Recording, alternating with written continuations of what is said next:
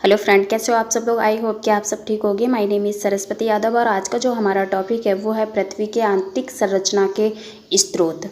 अगर आप किसी भी कॉम्पिटिटिव एग्जाम्स की प्रिपरेशन कर रहे हैं तो आप प्लीज़ चैनल को सब्सक्राइब एंड बेल आइकन को प्रेस कर लीजिए, जिससे कि आने वाली हर नई वीडियो आप तक पहुँच जाए। और कल जो हमने पढ़ा था वो पढ़ा था पृथ्वी की आंतरिक संरचना। पृथ्वी की आंतरिक संरचना के दो स्रोत होते हैं, प्रत्यक्ष स्रोत एंड अप्रत्यक्ष स्रोत। तो अभी जो हम बात करेंगे वो करेंगे हम प्रत्यक्ष स्रोत के बारे में। प्रत्यक्ष स्रोत सबसे पहले हैं चट्टानें।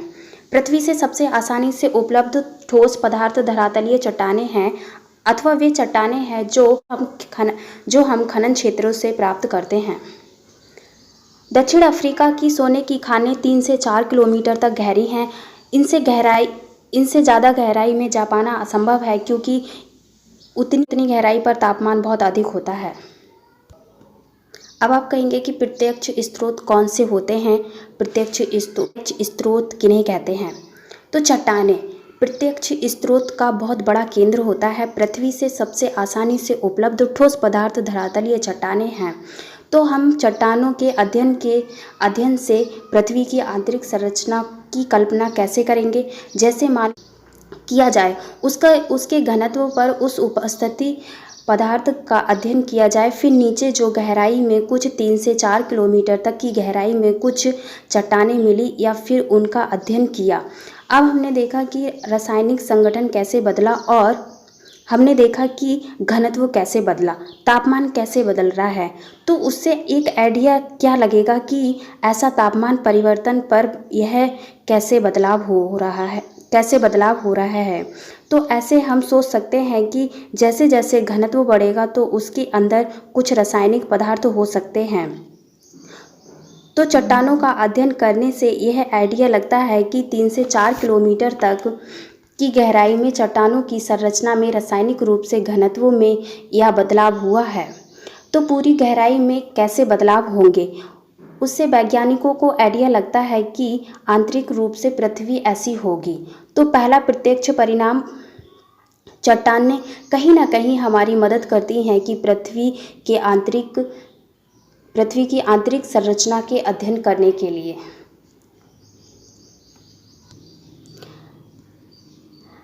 संसार भर के वैज्ञानिक दो मुख्य परियोजना पर काम कर रहे हैं। यह है गहरे समुद्र में प्रवेदन परियोजना, डीप ओशन ड्रिलिंग प्रोजेक्ट। इस पर काम चल रहा है। जैसे कि चैलेंजर तो वह 11 किलोमीटर तक गहरा है और उसमें और भी खुदाई की जाए तो हमें पृथ्वी की आंतरिक संरचना के बारे में और भी पता चलेगा, और हमें पता चलेगा कि इतनी गहराई में कुछ पृथ्वी में और बदलाव कैसे होगा।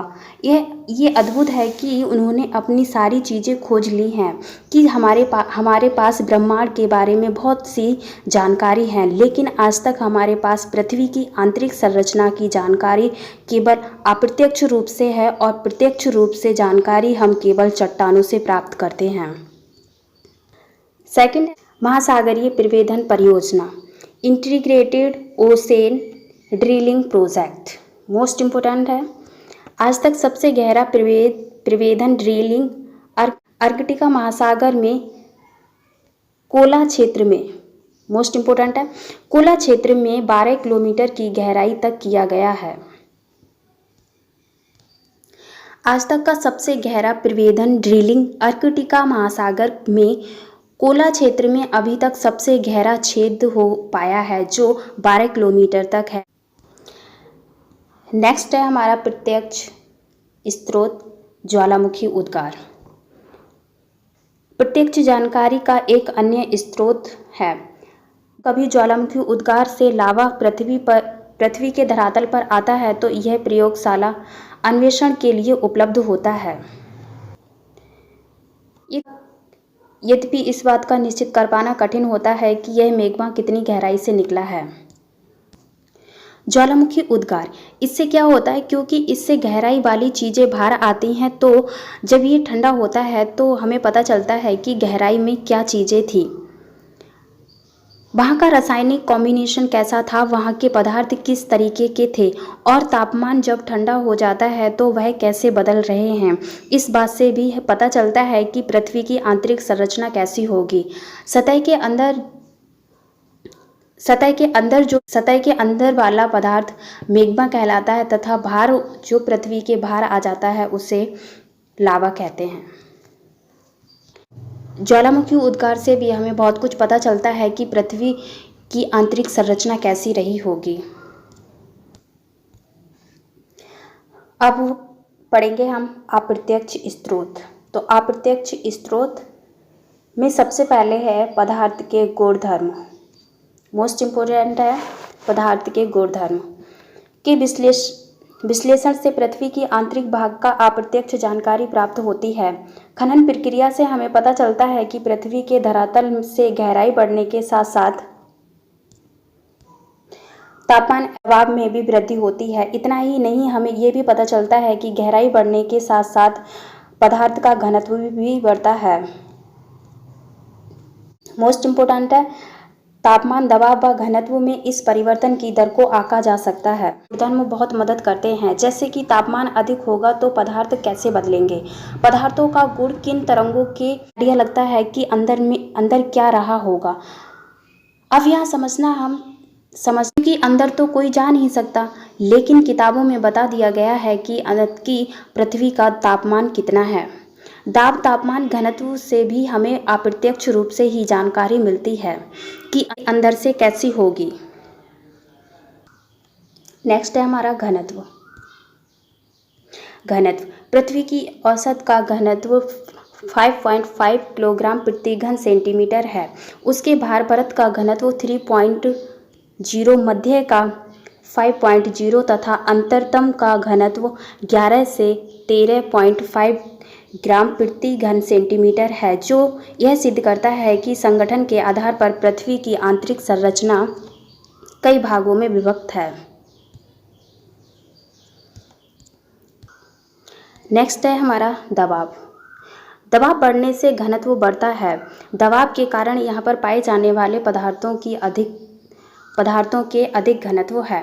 यानी कि इसे सिंपल भाषा में कहेंगे तो हम कह सकते हैं कि अगर घनत्व बढ़ रहा है तो दाब भी बढ़ रहा है। नेक्स्ट है हमारा मोस्ट इम्पोर्टेंट है तापमान।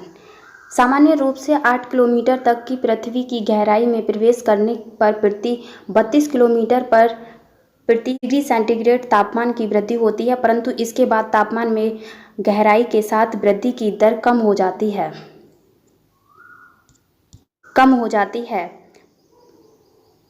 प्रथम 100 किलोमीटर की गहराई में प्रत्येक किलोमीटर 12 डिग्री सेंटीग्रेड की वृद्धि होती है। इसके बाद 300 किलोमीटर की गहराई में प्रत्येक किलोमीटर पर 2 डिग्री सेंटीग्रेड एवं उसके पश्चात प्रत्येक किलोमीटर की गहराई पर 1 डिग्री सेंटीग्रेड की वृद्धि होती है।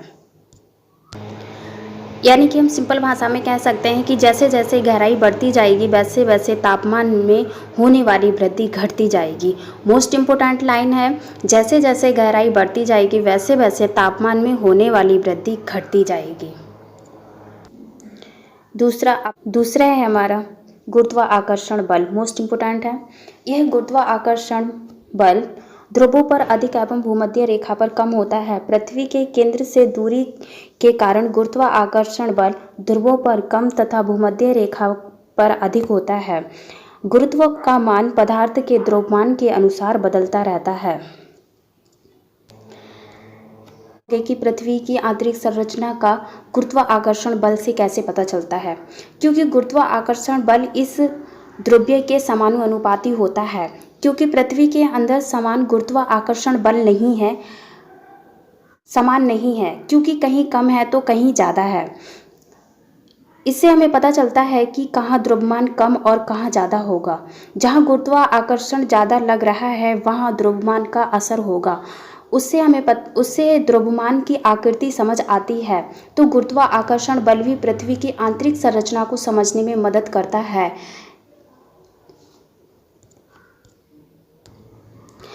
अगला अप्रत्यक्ष स्रोत है हमारा उल्काएं। दूसरा अप्रत्यक्ष स्रोत उल्काएं हैं जो कभी कभी धरती तक पहुंचती है। हालांकि हमें यह भी ध्यान रखना चाहिए कि उल्काओं की विश्लेषण के लिए उपलब्ध पदार्थ पृथ्वी के आंतरिक भाग से प्राप्त नहीं होते हैं, परंतु उल्काओं से प्राप्त पदार्थ और उनकी संरचना पृथ्वी से मिलती जुलती है। ये उल्काएं वैसा ही पदार्थ के बने ठोस पिंड हैं जिससे पृथ्वी बना है। अतः पृथ्वी की जानकारी के लिए उल्काएं का अध्ययन एक महत्वपूर्ण स्रोत है। उल्काओं को तो हम देख सकते हैं, लेकिन एनसीईआरटी ने इसे अप्रत्यक्ष क्यों कहा है? क्योंकि रीजन यह है कि उल्काएं पृथ्वी जैसी संरचना हो सकती है, पर एग्जैक्ट पृथ्वी नहीं। इसलिए आइडिया लगाया जाता है कि शायद पृथ्वी भी ऐसी होगी। उल्काएं का मतलब है जो भी ब्रह्मांड में या सिस्टम में जो पदार्थ वायुमंडल में प्रवेश करते हैं तो घर्षण के कारण जलते चले जाते हैं, लेकिन कई बार उनका आकार बड़ा होने के कारण ये अर्धजलित अवस्था में भूमि से टकराते हैं। तो इनकी ठोस अवस्था का अध्ययन करते हैं तो उनके रासायनिक संगठन से पता चलता है कि उल्का ऐसा बना है जो पृथ्वी की उत्पत्ति तो ऐसी ही है। तो इससे हमें पता चलता है कि पृथ्वी के अंदर भी कुछ रासायनिक पदार्थ भी हो सकते हैं। तो उल्का भी कहीं ना कहीं इनडायरेक्ट स्टडी से पता चलता है कि पृथ्वी की आंतरिक संरचना कैसी होगी। प्रत्यक्ष में केवल दो ही स्रोत होते हैं, चट्टानें एंड ज्वालामुखी। और अप्रत्यक्ष में हमने देखा कि पदार्थों के गुणधर्म और गुरुत्वाकर्षण बल हमारी पृथ्वी की आंतरिक संरचना को जानने में मदद करेगा। उल्का भी हमारी आंतरिक पृथ्वी की संरचना को जानने में मदद करेगा। नेक्स्ट है हमारा चुंबकीय क्षेत्र सर्वेक्षण की भूपट्टी में चुंबकीय पदार्थ के विवरण की जानकारी देते हैं। चुंबकीय सर्वेक्षण की भूपट्टी में चुंबकीय पदार्थ के वितरण की जानकारी देते हैं। चुंबकीय आधार पर हमें पता चलता है कि उनकी आयु कितनी पुरानी है और कितनी है। फॉर एग्जाम्पल से पता चलता है कि क्योंकि हर पदार्थ के अंदर जो चुंबकीय गुण होते हैं जो उस चुंबक के कारण यानी कि स्पेशल डायरेक्शन होता है, और यह नॉर्थ और साउथ डायरेक्शन पृथ्वी के डायरेक्शन के अकॉर्डिंग घूमता रहता है। नेक्स्ट है हमारा भूकंप, मोस्ट इम्पोर्टेंट है भूकंप। भूकंप तरंगों का अध्ययन पृथ्वी की आंतरिक परतों के संपूर्ण चित्र प्रस्तुत करता है। साधारण भाषा में भूकंप का अर्थ है पृथ्वी का कंपन। यह एक प्राकृतिक घटना है। ऊर्जा के निकलने के कारण तरंगें उत्पन्न होती हैं जो सभी दिशाओं में फैलकर भूकंप लाती हैं। भूकंप बहुत ही महत्वपूर्ण है पृथ्वी की आंतरिक संरचना के अध्ययन में, क्योंकि भूकंप ही पृथ्वी की आधुनिक संरचना को सरल कर पाया है। अगर हम बात करें प्रत्यक्ष और अप्रत्यक्ष की, तो प्रत्यक्ष का अर्थ होता है कि जिन पर हम सीधा अध्ययन कर सकते हैं। अप्रत्यक्ष में 4 तरीके से हम अध्ययन कर सकते हैं: पदार्थों के गुण, गुरुत्वाकर्षण बल, भूकंप, चुंबकीय के गुण। अगर हम पृथ्वी की संरचना की बात कर रहे हैं, पृथ्वी की संरचना को 3 आधार पर समझेंगे। फर्स्ट है रासायनिक आधार पर, सेकंड है भूकंप आधार पर, और थर्ड है उनके गुणों के आधार पर। रासायनिक आधार पर पढ़ेंगे तो स्याल, सीमा, निफ्फी के बारे में, और जब भूकंप के आधार पर पढ़ेंगे तो उनके अलग अलग मॉडल देखेंगे, और जब हम गुणों के आधार पर बात करेंगे तो अलग अलग परत, लेयर, क्रस्ट, भूपट्टी के बाद मैंटल, वायु के लिए 3 प्रकार के वर्गीकरण देखेंगे: रासायनिक आधार पर वर्गीकरण, भूकंपीय आधार पर वर्गीकरण, गुणों के आधार पर वर्गीकरण। एक प्रकार से सभी का मिश्रण होगा।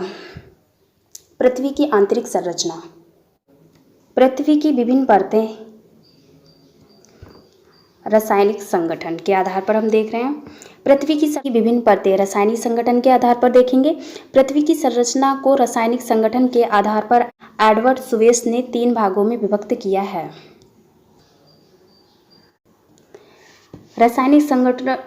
रासायनिक संगठन का मतलब है उनमें सबसे महत्वपूर्ण रासायनिक तत्व कौन सा है। हम उनके आधार पर कह सकते हैं कि पृथ्वी की विभिन्न परतों में एडवर्ड सुवेस ने पहली बार रासायनिक तत्वों का वर्णन किया है और पृथ्वी की आंतरिक संरचना को 3 भागों में बांटा गया है रासायनिक तत्वों के आधार पर। फर्स्ट है हमारा स्याल। स्याल परतदार शैली के नीचे स्याल की एक परत पाई जाती है। रचना ग्रेनाइट चट्टान से हुई है। इस परत की उत्पत्ति सिलिका तथा एल्यूमीनियम से हुई है। इसी कारण इस परत को स्याल कहा जाता है। बहुत ही हल्के तत्व होने के कारण हम कह सकते हैं कि यह पृथ्वी के ऊपरी परत का निर्माण करते हैं। इस चट्टान के ग्रेनाइट की अधिकता ज़्यादा होती है। एक और एल्यूमीनियम से मिलकर बनी है जो स्याल के नाम से जानी जाती है। यह सबसे बाहरी परत या सबसे ऊपरी परत होती है। स्याल के नीचे दूसरी परत सीमा है। इसकी संरचना बेसाल्ट आग्नेय चट्टानों से हुई है। रासायनिक बनावट के दृष्टिकोण से इसमें सिलिका मैग्नीशियम की प्रधानता होती है। इसी कारण इस परत को सीमा कहते हैं। स्याल के नीचे दूसरी परत सीमा की है। इसकी भारी तत्व होते हैं और जब भारी तत्वों की अधिकता बढ़ती है तो चट्टानों के नाम भी उसी अनुसार बदलेंगे। नेक्स्ट है हमारा निफे। सीमा की परत के नीचे पृथ्वी की तीसरी अंतिम परत पाई जाती है। इसे निफे कहते हैं क्योंकि इसकी संरचना निकेल फेरिस आयरन से मिलकर हुई है। इस प्रकार यह परत कठोर धातुओं से बनी है जिस कारण इसका घनत्व अधिक होता है। निफे जो सबसे भारी धातुओं से निर्मित होती है जो आयरन सबसे पहले होता है सिलिकॉन और एल्यूमीनियम, उसके बाद सिलिकॉन और मैग्नीशियम और उसके बाद निकेल और आयरन यानी कि फेरिस जो सबसे अंतिम संरचना में मिलता है। और रासायनिक आधारों पर पृथ्वी को कहें तो इस प्रकार से बनी हुई संरचना है। इसी कारण से इसका घनत्व अधिक ज़्यादा होता है क्योंकि इसमें निकेल और आयरन जैसी धातुओं की अधिकता मिलती है। अगर हम कहें तो पृथ्वी 3 परतों से मिलकर बनी हुई है, सियाल, सीमा, निफे रासायनिक रूप से, क्योंकि जो पृथ्वी की संरचना होती है वो 3 लेयर से मिलकर होती है।